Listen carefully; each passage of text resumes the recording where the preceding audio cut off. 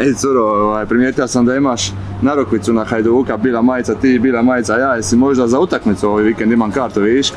Ja imam pretplatu. Pretplatu imaš, dobro, ali ja ti radim sve ove morale za Torcide, znaš. Ma da, stvarno.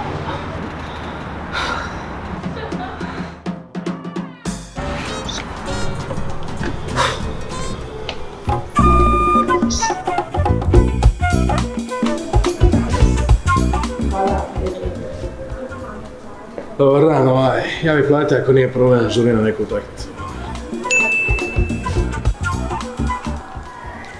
A čekaj, ti ideš na Hajduk? A di ću drugi ići? A ti inače? Ja sam ti inače u zona, ali imam kartu viška ako si zainteresirana. A za kad? Večeras. Ljudi moji, moram ovo ispričat. Znači, bija sam jutros u Dentelija napravi profilaksu i upozna sam jednu fenomenalnu curu. Ma znaš šta ću ti ja reći? Mislim, mene ti stvarno briga šta on govori, ja ti samo gledam njegov novi osjećaj.